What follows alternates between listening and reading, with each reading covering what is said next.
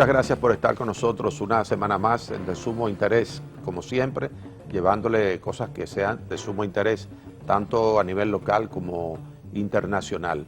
En estos días pues hay muchas cosas de las que hablar, particularmente ese reordenamiento que aparentemente se está dando a nivel de lo que es Rusia, la ex Unión Soviética, y lo que ha sido la posición de los países occidentales con respecto a lo que fue la intervención de Rusia en Ucrania y todo lo que de allí se ha derivado, y particularmente desde la ocupación de Crimea, que fue ocupada por la ex Unión Soviética, por Rusia, que parece que todavía aspira a cumplir ese papel que desarrolló durante 72 años, y particularmente en lo que fue el ejercicio de un poder centralizado en el Partido Comunista de ese país.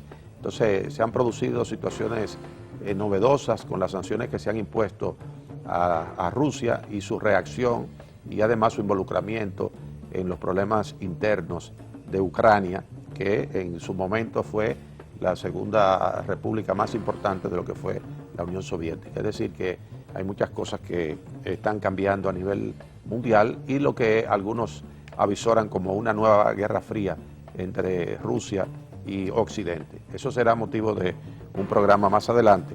Pero hoy tenemos como entrevistada principal a la profesora Lucy Araya. Ella es abogada internacionalista y vamos a hablar de temas internacionales. Vamos a hacer un poco de énfasis en lo que es un tema académico, pero muy valioso para los estudiosos de la teoría y de las políticas internacionales, de cómo se comportó a nivel de la diplomacia, precisamente, a propósito de lo que fue la intervención norteamericana en 1965 en la República Dominicana.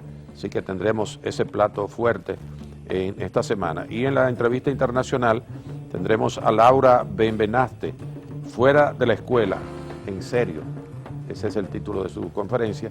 Tendremos al final del programa. Ahora nos toca ir a una pausa para ver unos mensajes comerciales y venimos con nuestra primera entrevista con la profesora Lucy Araya. No se vayan.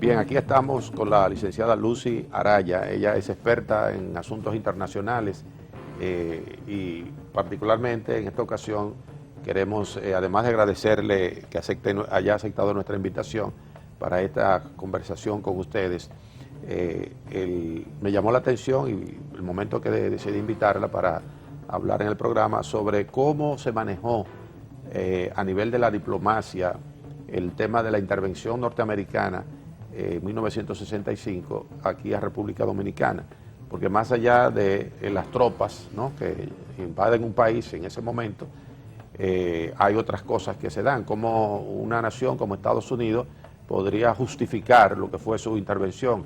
O sea, desde el punto de vista político, simplemente uno como país independiente y otros países, bueno, condenan la intervención, pero también eso tiene una carpintería, vamos a decirlo de esa manera, que busca justificar una acción a todas luces violatoria de la soberanía de un país, como fue el caso de República Dominicana. Y ese tema me interesó mucho cuando lo vi, y ella, pues como experta, quiero que nos ambiente en lo que eso significó en el mundo diplomático. Sí, muchas gracias por la invitación a su importante programa de sumo interés. Realmente es un honor y un privilegio estar aquí en este espacio importante y con un tema que, como usted decía, un plato fuerte realmente.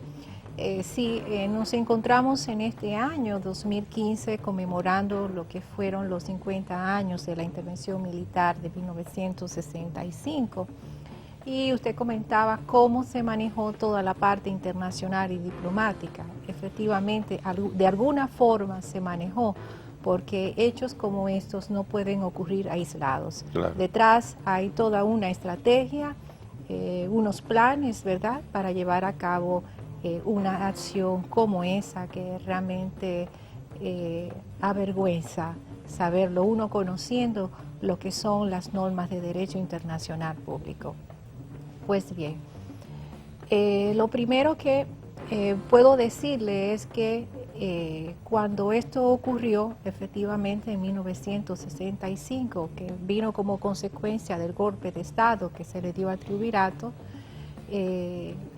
lo que se produjo a nivel nacional, que fue una guerra civil, realmente pues esto preocupó a varios estados de la región, particularmente a Estados Unidos. ¿Por qué? Porque había intereses.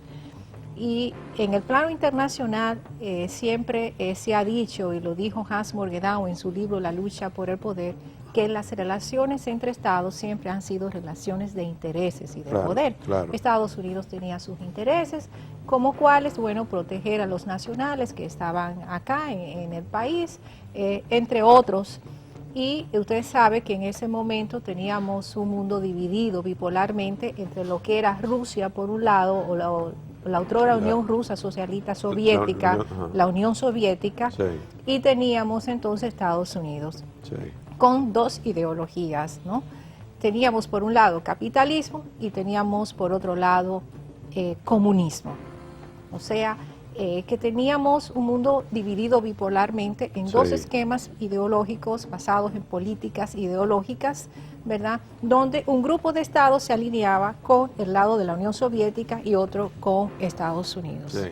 Ese choque, ¿verdad?, que se produjo de posiciones encontradas, por un lado la Unión Soviética y Estados Unidos, fue lo que produjo la Guerra Fría.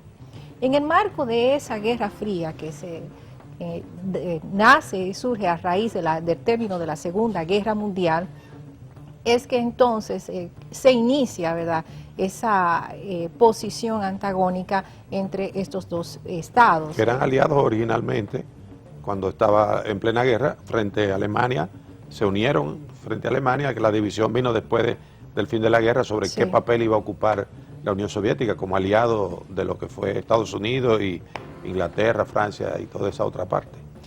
Así es, entonces Rusia procuraba, la Unión Soviética, de promover sus ideas políticas de comunismo, expansión. Ya Cuba en 1959, con la revolución, el triunfo de la revolución en 1959, pues deja en la región unas secuencias, ¿verdad?, y consecuencias preocupantes para los intereses de los Estados Unidos. Claro. El caso de la bahía de Rincón y de la bahía de Cochino también durante el gobierno de Kennedy ya habían preocupado bastante a los Estados Unidos. Entonces no quería Estados Unidos que aquí se repitiera una Cuba de nuevo. O sea, fue por lo menos un argumento público usado por ellos en la explicación que dan posteriormente. Sí, esa es la explicación que se da, que parte de los intereses que pudieron argumentar era eso. Pero vamos a la parte del derecho internacional. Se efectúa la intervención, que llegan el 28 de abril al país, los marines, los barcos y marines de Estados Unidos a nuestras costas. ¿Qué pasa? ¿Cuál es la reacción internacional? Inmediatamente, pues los países latinoamericanos, como respetuosos de las normas de derecho internacional público general y de derecho internacional americano, inmediatamente protestaron, sobre todo México, ¿verdad? Protestó bastante, Chile, Uruguay, pero en el derecho internacional la intervención está prohibida, no se acepta en ninguna forma. Claro. Es un principio de derecho internacional la intervención en los asuntos internos de otro Estado. ¿Qué pasó? ¿Cómo se manejó esta situación? En el marco de los organismos internacionales, en el caso, por ejemplo, de la OEA como organismo regional a la que pertenecen los países americanos, la intervención está permitida en el marco de los organismos internacionales. Sí. En casos especiales, como cuando hay una amenaza a la seguridad de los ciudadanos, cuando hay violaciones de derechos humanos. Entonces, inmediatamente esas reacciones se produjeron. Estados Unidos, entonces, solicitó a través de su embajador representante ante la Organización de Estados Americanos que se convocara una reunión de plenipotenciarios de América Latina para crear el famoso contingente interamericano de paz. O sea, disfrazar la intervención unilateral que tuvieron inicialmente, que lo hicieron a nombre de proteger a sus ciudadanos, convertirla en una intervención o en una ayuda. Darle un giro de legitimidad a la intervención, que no se viera como que ellos habían venido aquí a imponerse y estaban con una amenaza, sino que a eso se le dio un giro para que se viera una intervención legal, porque aquí se había perdido el Estado de Derecho. O sea, lo que se argumentó legalmente en ese momento, de manera oficial, ¿cómo fue?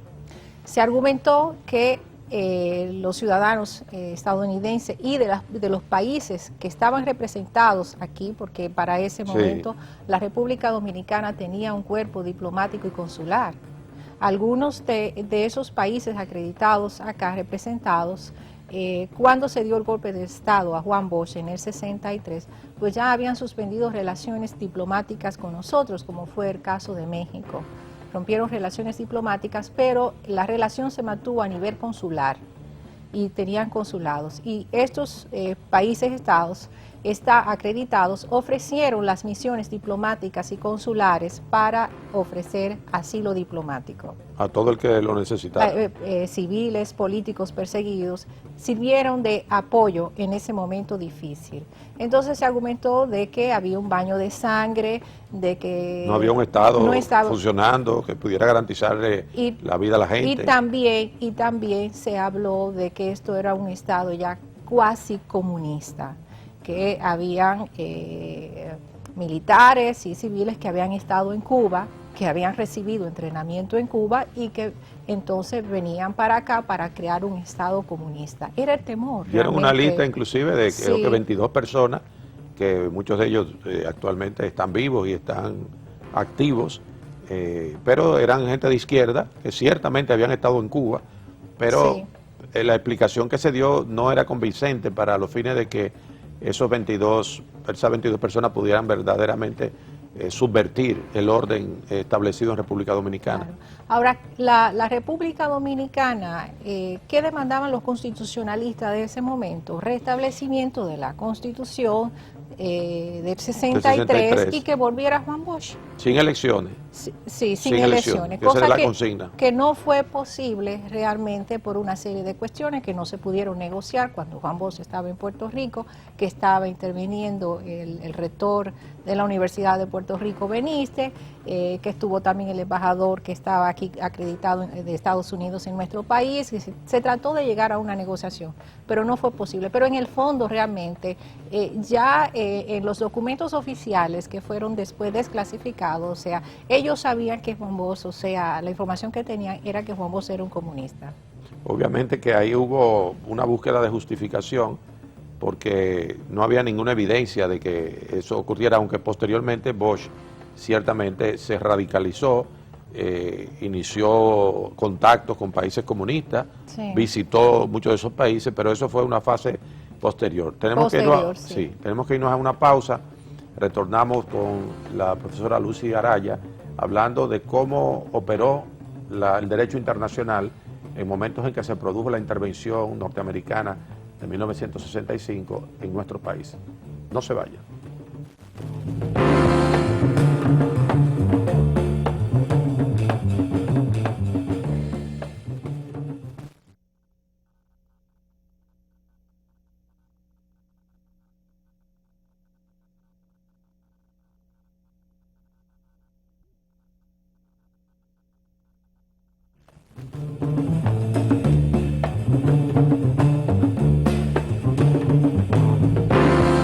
Seguimos conversando con la profesora Lucy Araya. Ella es abogada internacionalista y estamos hablando sobre cuál fue la justificación que desde la diplomacia dio Estados Unidos al momento de la intervención norteamericana de 1965. Bueno, estamos próximos a cumplir, como decía ella, 50 años de lo que fue esa intervención, cómo se desenvolvió la situación a nivel internacional, donde el argumento central originalmente de esa intervención era que República Dominicana podía caer en manos del comunismo, porque habían activistas que habían estado en Cuba, que se habían entrenado allá y que venían a imponer lo que era un régimen similar al de la Revolución Cubana. Ahora, profesora, ese argumento, que ciertamente es un argumento de tipo político, se le buscó un sostén diplomático, pero realmente fue que Estados Unidos fue sorprendido por ese hecho, o ellos efectivamente creían que había una posibilidad de que se produjera aquí una revolución comunista. Tenían sus preocupaciones desde que Juan Bosch subió al poder. Recuerde que en la toma de posesión, siendo vicepresidente de Estados Unidos, Lyndon Johnson estuvo aquí que en el vino país, aquí, sí, representando a su país. Representando a su país. En algunos documentos desclasificados que menciona Bernardo Vega, que consultó la biblioteca Johnson, ellos tuvieron una mala impresión desde un primer momento de Juan Bosch. Acostumbraba a llamar a la gente de compañero, con ciertos términos muy propios y característicos de los grupos comunistas. Y eso era como suficiente para estar sospechoso de que había una trama. Desde un principio estaban ahí, o sea, no tenían, como dicen en algo popular, los ojos encima, realmente. Ya tenían como una impresión de que no podía ser un buen gobierno, inclusive estuvo en la Academia Dominicana de la Historia dando una conferencia sobre lo que fue su libro que escribió después Abraham Lowenthal. Sí, y él hablaba y lo mencionó de que el gobierno, o sea, de Estado de Lyndon Johnson pensaba realmente de que Juan Bosch no era un buen administrador, que era muy filosófico, muy ideólogo, muy soñador, no era un hombre práctico. Ellos necesitaban una gente más práctica, como la que apoyaron después a Joaquín Balaguer. Por eso de un principio también proponían que fuera Joaquín Balaguer, sí, claro, apoyaron las elecciones a favor de Joaquín Balaguer. Sí, si uno se atiene realmente al momento y a lo que en ese tiempo era la confrontación de los dos grandes polos, como mencionaba usted hace un rato, de la Unión Soviética y Estados Unidos, creo que podía ser una buena excusa, pero en realidad no hay ningún documento, más allá de apreciaciones como esa que usted recuerda, sí, de que Bosch como que tenía inclinaciones hacia la izquierda, y ciertamente era así. O sea, Bosch era un demócrata. La experiencia y el ejercicio de Bosch, por ejemplo, en Costa Rica, con Pepe Figueres, que también era un presidente de esa misma estirpe, y que, por cierto, él vino al país como parte de la comisión que trató de negociar con Juan Bosch y Rómulo Betancourt, formaron parte de esa comisión. Pienso que más que realmente hubiese algún peligro, lo que había era una hipersensibilidad, porque a la distancia uno ve ahora que del 59 al 65 hay pocos años y se había producido una revolución. Además de esto, se suma a esto los informes del embajador de Estados Unidos, del representante diplomático que remitió a Washington, el Departamento de Estado. William T. Penny. Sí, los informes, o sea, hablaba específicamente de que eran grupos comunistas. Cuando inició ya la revolución, la información que dio era que eran grupos comunistas. Inclusive sí, esto lo cita en la conferencia Abraham Lowenthal, que Abraham dice, bueno, hizo el ejemplo, póngase que hay 5 funcionarios en la embajada, 3 están dedicados a la parte de investigación de casos comunistas y 2 solamente a informes económicos y sociales. ¿Cuál va a tener más peso? Va a tener más peso los 3 que se están dedicando a la parte de los comunistas. O sea, en el gabinete de Bosch. Sí, durante el gabinete de Juan Bosch, y cuando se inicia ya la revolución, las informaciones que daban al Departamento de Estado, los cables que remitían. O sea, las informaciones afectaron bastante, porque las informaciones dijeron, sí, es un movimiento comunista. Y eso afectó. Y le cuento que tuve acceso, porque me lo facilitó el embajador británico en el país, del que no ha salido publicado, pero va a salir prontamente, los documentos que el representante, el delegado oficial que estaba aquí, que no era embajador, pero era un encargado de negocio del gobierno británico, él lo informa al Ministerio de Relaciones Exteriores y le explica que son militares, que es un movimiento popular, que lo que quiere es la reivindicación de un Estado de Derecho y la vuelta a la Constitución del 63. Claro. O sea, usted compara esos informes con lo que remite el representante de Estados Unidos y son totalmente diferentes. Claro que eso, como son informes secretos a nivel entre ellos, eso no salió a la luz pública, nada claro, de eso. Cuando se desclasifican salen, pero yo creo que el énfasis, por lo menos yo haría el énfasis en que era una visión conservadora que había de esos sectores diplomáticos para enfocar lo que ocurría, porque ciertamente que el PRD era un partido de masas, la primera experiencia democrática que se da después de 31 años de dictadura, con un gobierno liberal, eso sí, que obviamente tenía la simpatía de la izquierda comunista inclusive, pero de allí a pensar que un movimiento con la presencia militar, que era una presencia militar importante, Camaño no era ni mucho menos amigo de los comunistas, había sido el jefe de la policía que reprimía en ese tiempo como jefe de las fuerzas de choque, de los cascos blancos, que reprimía a los estudiantes, a los obreros que protestaban, es decir, que realmente si revisamos esos datos, y él es que se pone al frente de la revolución cuando fueron derrotados los militares, los primeros militares que salieron en defensa de la constitucionalidad, es decir que sorprendió cuando estos militares realmente... Claro, que también eran gente entrenada por Estados Unidos. Sí, y sorprendió también porque la percepción que había de los militares, y usted recuerda que durante la dictadura de Trujillo, el militar era una figura de represión. Claro. Era vista negativamente, entonces cuando son los militares que reaccionan en contra, esto sorprende mucho a la sociedad dominicana. Claro. Después fue que la sociedad se unió. Claro. Pero resumiendo, para irnos a la pausa en un momentito, su apreciación y lo que usted logra captar de toda la documentación desclasificada, ¿llega a pensar que efectivamente se trataba de una amenaza o era un miedo justificado, si se quiere, a la situación? Un miedo justificado realmente de que tuvieran aquí una réplica de Cuba, realmente, y eso básicamente era lo que más le preocupaba a Estados Unidos. Sí.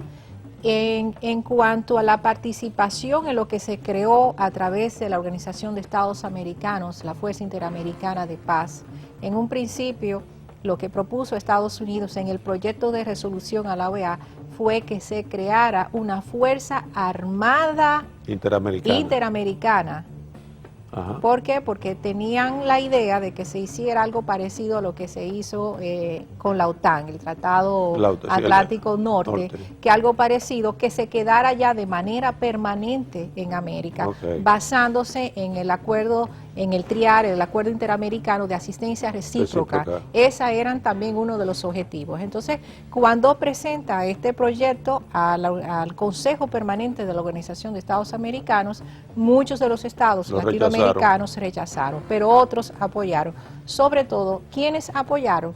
Los estados que tenían gobiernos dictatoriales, regímenes autoritarios. La mayoría. Como Paraguay, que tenía Stroessner, Haití tenía Duvalier, y una serie de estados como Brasil, Honduras, Bolivia, que tenían juntas militares, exactamente, que eran las que estaban gobernando. Colombia, creo que estaba Rojas Pinilla. Nicaragua tenía Somoza, y esos fueron los estados que apoyaron a Estados Unidos, pero lo hicieron para congraciarse con Estados Unidos. El apoyo, y a esto yo aprovecho para explicarlo, no representó realmente el deseo del pueblo, porque mira, Paraguay, yo tuve la experiencia de vivir un buen tiempo en Paraguay. Paraguay apoyó, mandó sus hombres, pero lo mandó Stroessner. Un dictador, tenía 23 años en el poder, algo así. Que quería congraciarse. O sea, en ningún momento eso representó, ¿verdad?, el deseo del pueblo paraguayo como también de los brasileños. Así fue. Bueno, realmente fueron momentos donde la Guerra Fría se hizo más caliente en países como los nuestros. Sin duda que eso fue un momento muy crítico para la región, y donde Estados Unidos pues actuó de manera brutal, violando todos los principios de soberanía de las naciones, obviamente con el miedo de lo que estaba pasando en Cuba.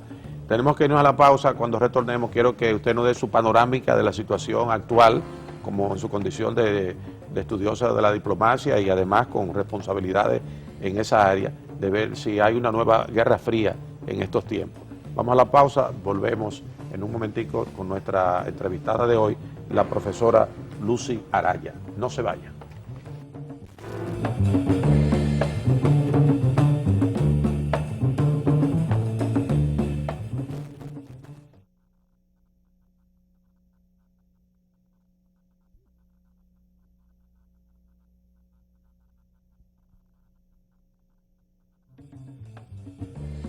El pepino, se ha comprobado que el pepino usado al natural no solamente es un alimento de fácil digestión, sino también refrescante y recomendable para neutralizar la excesiva acidez, ya sea en caso de diabetes, gota, artritismo, etc. Es de alto beneficio para los que desean perder peso por su bajo contenido en calorías. Se emplea con frecuencia crudo en las diversas cocinas del mundo como un ingrediente en ensalada, aunque existen platos en el norte de Europa conocidos como sopas de pepino que son muy populares.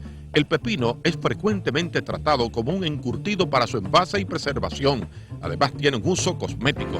La mascarilla de pepino es excelente para dar suavidad a la piel, quitar manchas y arrugas.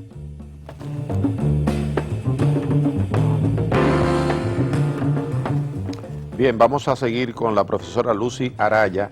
Ella es abogada internacionalista y estuvimos hablando hasta ahora de lo que fue el comportamiento de la diplomacia norteamericana a propósito de la intervención de 1965, que dentro de poco entonces tenemos 50 años de esa intervención a nuestro territorio por parte de Estados Unidos. Ahora, profesora, quiero que aprovechemos este último segmento para que usted nos dé su visión de la situación internacional, que pareciera que estamos entrando como a una segunda guerra fría, ¿no? Bueno, si hacemos un paralelismo de un periodo histórico en el que hablábamos de 1965 a la actualidad, vamos a ver que el esquema internacional ha cambiado. Estamos en una estructura totalmente diferente. Ese sistema bipolar que hablábamos cuando teníamos por un lado la Unión Soviética y por otro lado Estados Unidos, ese sistema bipolar ha desaparecido. Estamos en un sistema para algunos internacionalistas unilateral o multilateral que se maneja a través de organismos internacionales. Lo que fueron en aquella época los temas básicos de agenda internacional y de política internacional han variado totalmente. Hoy, en el marco de derecho internacional, se han agregado otros temas más importantes en los cuales se trabaja, como el tema de los derechos humanos para fortalecerlos, los temas de medio ambiente, también el derecho internacional de la informática y el derecho comercial internacional. La lucha antiterrorista. Antiterrorista, narcotráfico, tráfico ilícito de personas, son los temas realmente que copan ahora mismo los temas de la agenda internacional. Pero dentro de esos temas hay un tema que es muy fundamental y es la lucha contra el terrorismo, sí, ¿verdad? Sí, y también hay que sumar a eso los intereses que hay detrás del oro negro, vamos a decir, claro, también del petróleo, que sigue siendo todavía importante. Tenemos una estructura internacional donde Rusia, después de la caída de la otra Unión Rusa Socialista Soviética, tenemos un presidente aquí que está tratando de buscar hegemonía, de hacerse realmente sentir en la región, de pensar que quizás aquellas fuerzas que tenía en los tiempos de la Guerra Fría, puede recuperarlo ahora.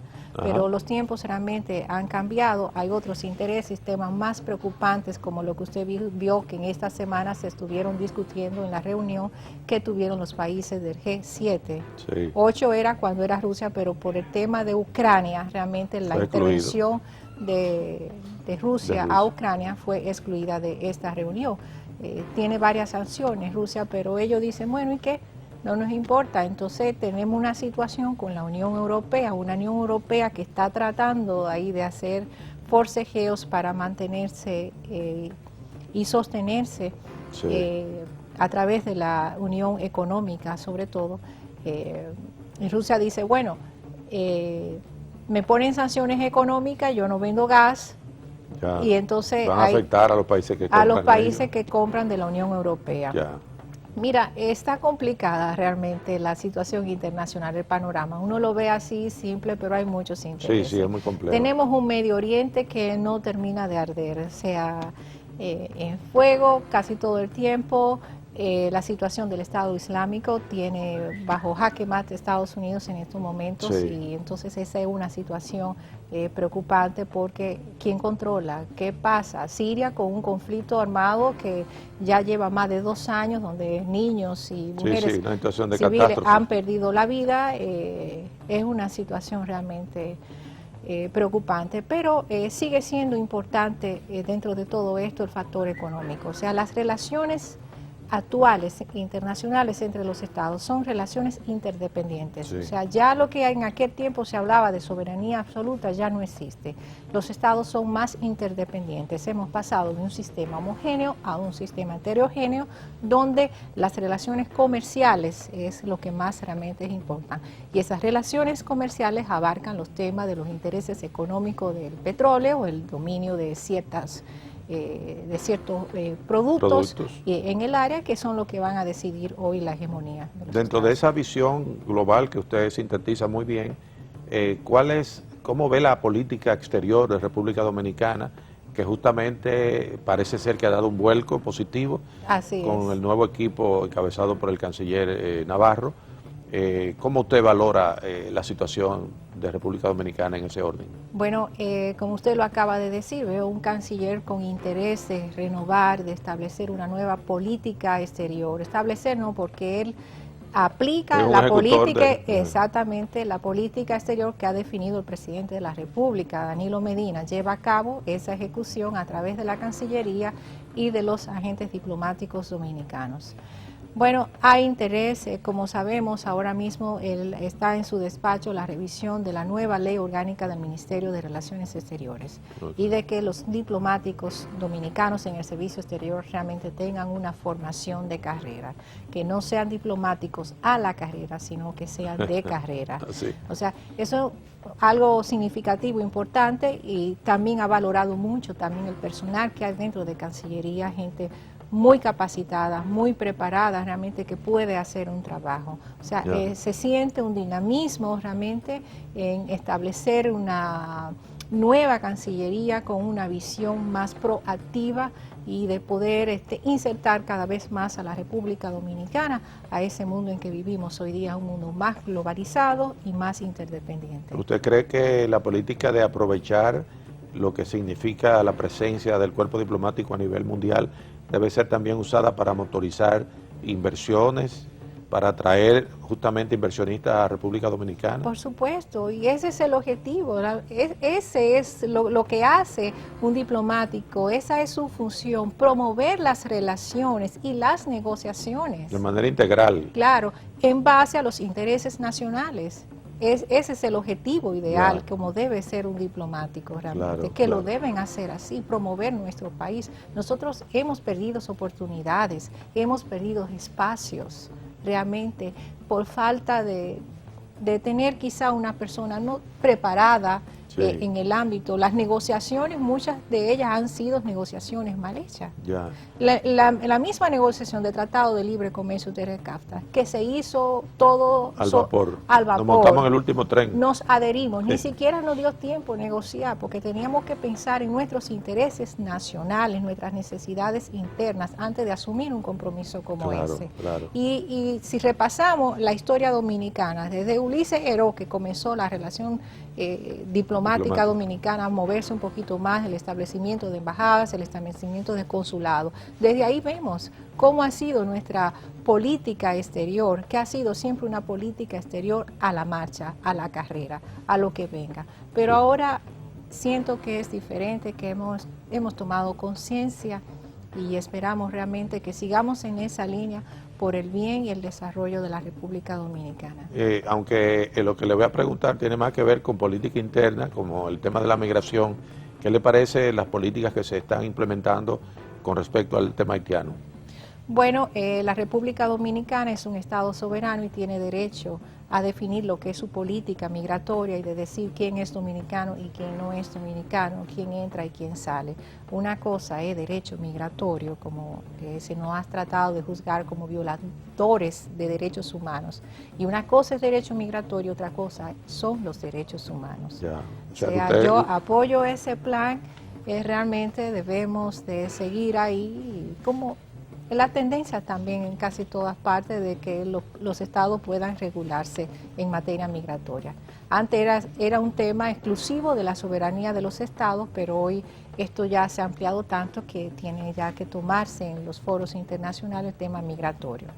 Bueno, pues vamos a agradecerle a la profesora Lucy Araya, ella es abogada internacionalista, el que haya compartido con nosotros estos temas que son de sumo interés, que tienen que ver con la diplomacia, que tienen que ver con las políticas del exterior y nuestros vínculos con el mundo, y también en lo que es una definición de los cambios profundos que se han dado en el mundo a partir de lo que fue la caída de la Unión Soviética, que era el otro polo del mundo en términos políticos, económicos e ideológicos de ese momento. Profesora, muchas gracias por habernos Gracias a usted por visitado. la invitación, a ustedes, el público, por la atención. Bien. Bueno, todavía tenemos material para ustedes. Vamos a ver, después de los comerciales, nuestra invitada internacional, Laura Benveniste, fuera de la escuela en serio. No se vayan.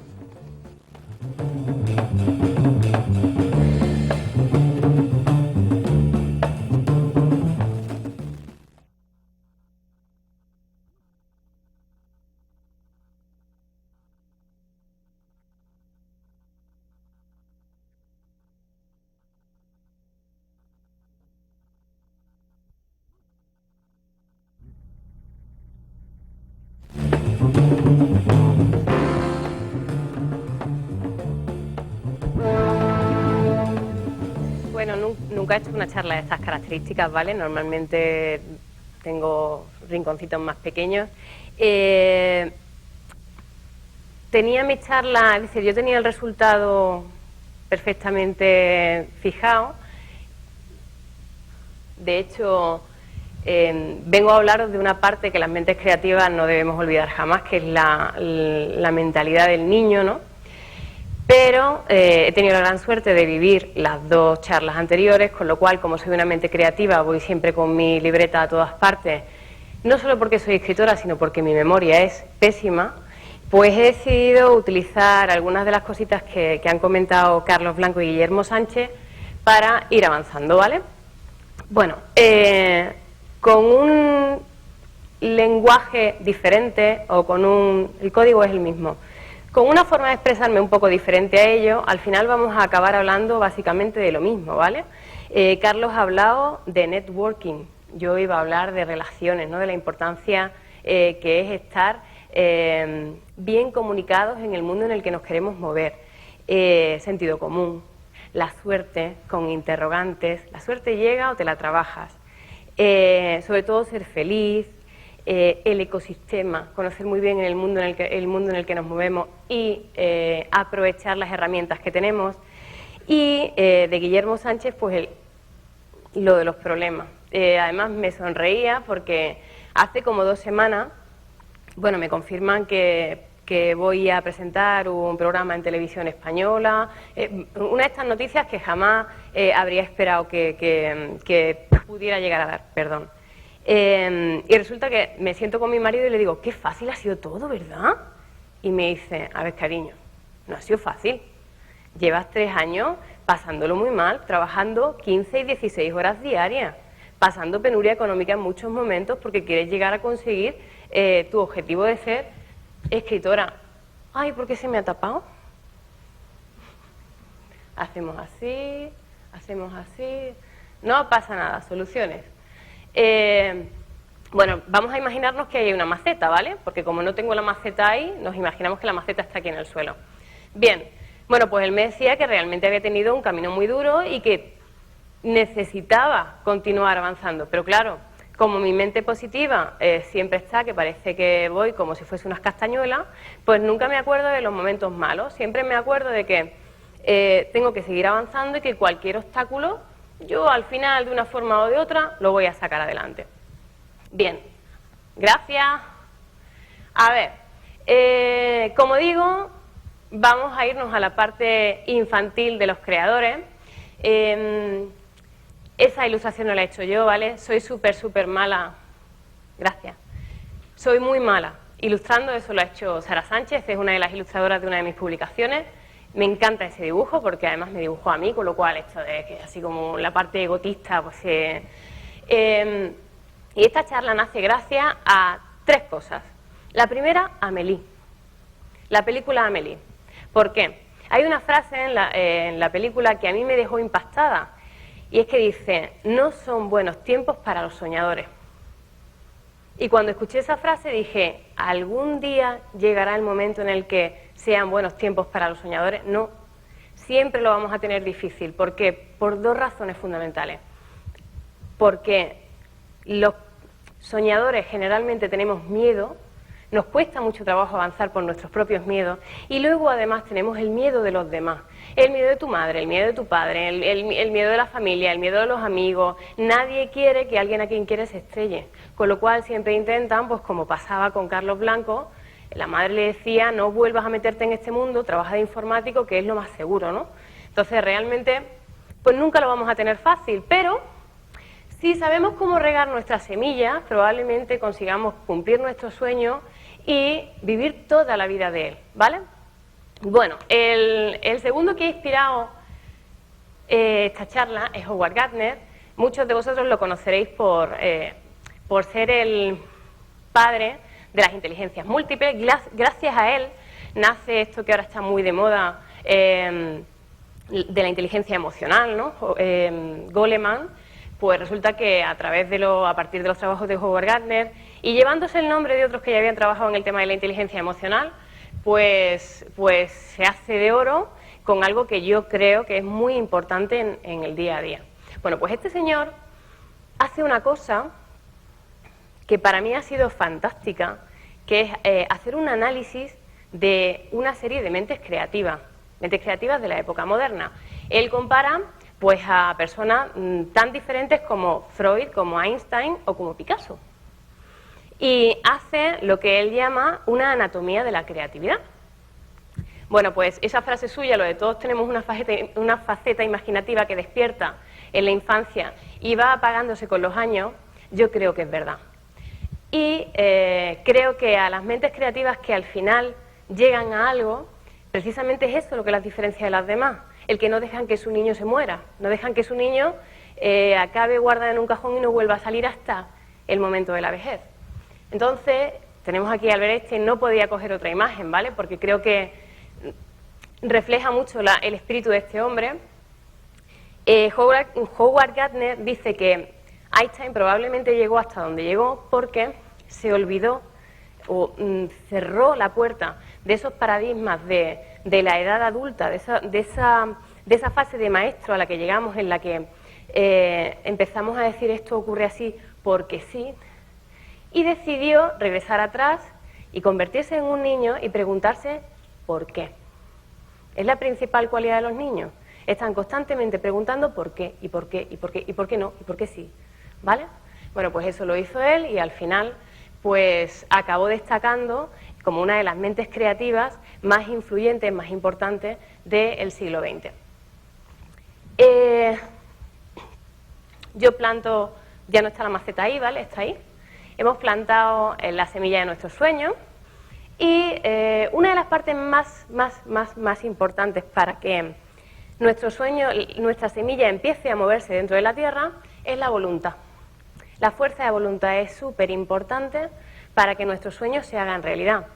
Nuestro sueño puede ser, como en mi caso, convertirme en escritora, en una gran escritora, ese es mi objetivo, pero también puede ser ser neurocirujano o ser pastelero. Yo tengo al lado de casa, hay una pastelería y el confitero dice que él siempre quiso ser pastelero. Hace unas tartas que te mueres. Y él disfruta día a día trabajando un montón de horas con su oficio, ¿vale? Ese fue su sueño y lo cumple cada día. Bueno, pues la fuerza de voluntad es fundamental. Vale, que conste, tengo que excusarme por esta foto. Me la pidieron, la subí a redes sociales, esto del año 2009, cuando después de la fuerza de voluntad y por un impulso nace mi primera novela, Sangre. Tenía que hacerme una foto para las redes sociales, esto es en mi casa, no tenía ningún encuadre bonito y me dice, madre, si te tumbas en el suelo. ¿Y si te echas? No, es que sale el sofá. ¿Y si, espérate, que vamos a poner una manta negra? Venga, vamos a poner una manta negra. No, necesito que te eches un poquito más adelante, porque si te hago la foto, desde aquí no se ve. Total, que al final salió eso y dije, bueno, no ha quedado tan mal. Y lo colgué en redes sociales. A ver, en el año 2009 escribo mi primera novela, Un impulso. Yo ni siquiera sabía escribir novela. Y cuando la cierro, pasé por un momento muy malo. ¿Por qué? Porque estudio biología, me estoy preparando unas oposiciones y en el fondo yo sé que no es lo que quiero hacer. Nace Sangre y cuando nace Sangre a mí se me cae el alma porque yo ahora mismo me encuentro con un gran problema. ¿Qué hago con ella? ¿Intento cumplir mi sueño o sigo con lo correcto? Bueno, pues al final decidí seguir regando la semilla y utilicé la creatividad. Utilicé el círculo de personas que tenía, que en aquel momento se llamaba 20, aunque yo ya no soy de 20, yo ya tengo 30 años y ya no me muevo por 20, ya soy de Facebook. Pero en 20 en aquella época era como una novedad y empecé a moverme muy bien.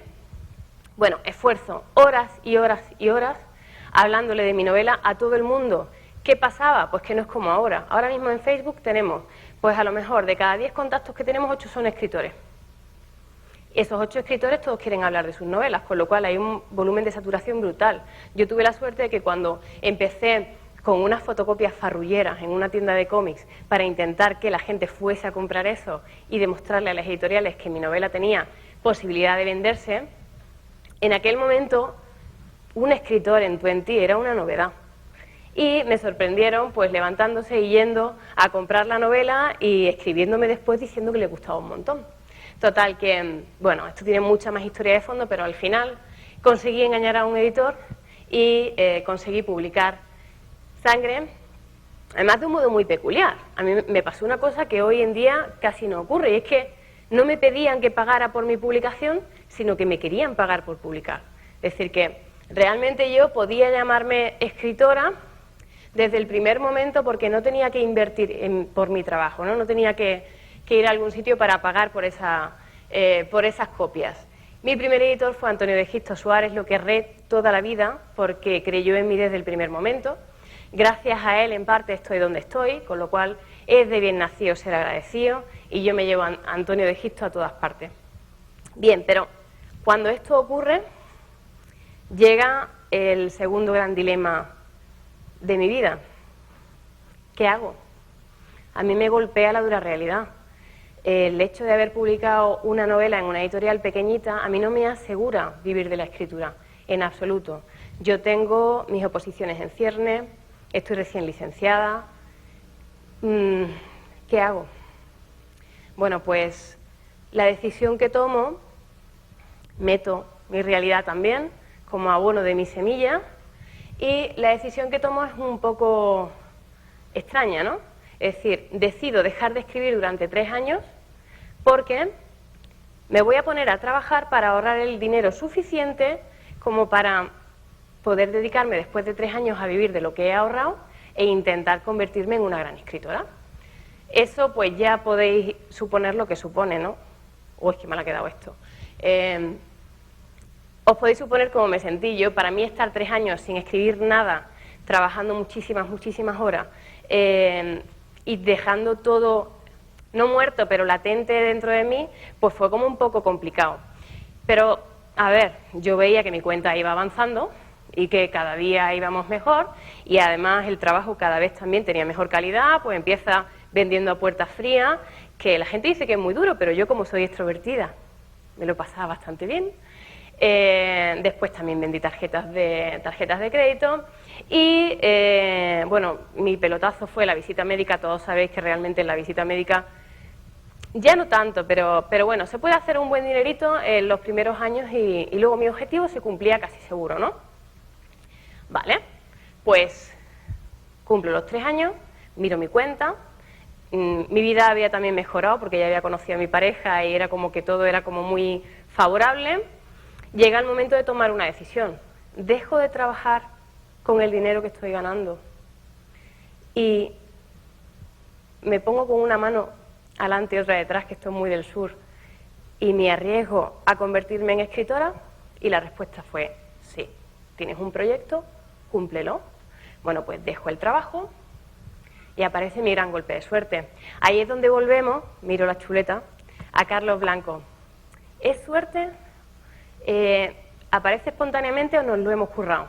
Yo creo que me lo curré bastante. En el tiempo en el que estaba trabajando como visitadora médica, mis momentos libres, cuando iba por la calle de farmacia a farmacia, si me encontraba una librería, lo primero que hacía era entrar, conocer a los libreros, hablarles de mi novela, de si iba bien, de si iba mal, que me tenían para lo que me necesitaran. Es decir, que al final le caía en gracia a muchos de los libreros que me conocían.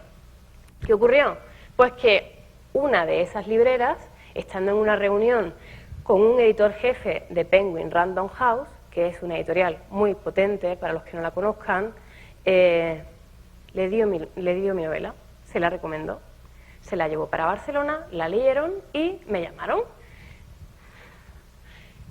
La relación no es exactamente así, ¿vale? La relación de tamaño, tal como yo me sentí, es como si aquí hubiese una pequeña hormiguita en el suelo, ¿no? Y yo fuese como 5 veces más grande, o 20 o 30. Cuando a mí me llaman de Random, me ocurrieron 3 cosas.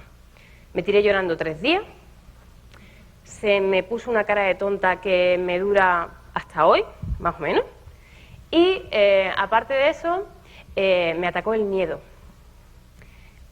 ¿Qué hago yo en la editorial de Stephen King y de Isabel Allende? ¿Qué hago yo? ¿Vale? Me puse muy nerviosa y ¿qué hice ante el miedo? Pues decidí llenar mi maleta, como decía la chica de antes, decidí llenar mi maleta con aprendizaje, miles de lecturas, empecé a estudiar en muchos campos diferentes de la psicología para ver de qué forma podía aprender a escribir del modo más eficaz posible. Empecé a crecer. Esfuerzo y diversión. La diversión es súper importante, ¿vale? No nos podemos olvidar de la diversión cuando estamos intentando cumplir un sueño, porque si no se convierte en una condena. El aprender a controlar los bloqueos, súper importante. No son problemas, son carreras de obstáculos. El manejo del miedo, el autoconocimiento, fundamental. La inteligencia emocional para un escritor es fundamental. La documentación, horas y horas. Los escritores modernos, que además tenemos una cosa añadida, que son las redes sociales, horas y horas en las redes sociales interactuando con los lectores. Total, el resultado, bueno, aquí hay muy poquita cosa. De 3 años a hoy tengo 3 novelas publicadas con Penguin Random House, 3 guías didácticas. El año que viene tengo 4 publicaciones nuevas más, una novela y 3 guías didácticas nuevas. Y aparte de eso, bueno, pues un espacio en Canal Sur, en Andalucía, sobre escritura creativa. Y lo nuevo, pues una aventura con Televisión Española que estoy a punto de empezar. ¿Suerte? Yo creo que no. Yo creo que es mucho trabajo y sobre todo mucha ilusión. Bien, esta diapo es súper cursi, ¿vale? Pero no lo he podido evitar. Y es que después de regar nuestra maceta, o yo en mi caso, después de haber regado mi maceta durante 3 años, me he dado cuenta de que el fruto de esa maceta ha sido una versión de mí misma mejorada. Yo ahora mismo estoy mucho más preparada para enfrentarme a mis sueños, para cumplirlo día a día, porque espero que vosotros no esperéis mucho a plantar vuestra semilla, porque yo sigo queriendo convertirme en una gran escritora y aún me queda muchísimo que aprender, muchísimo abono que poner en mi maceta, muchísimas cosas en esta carrera de fondo que es la escritura. Y ya está, creo que hasta me ha sobrado tiempo.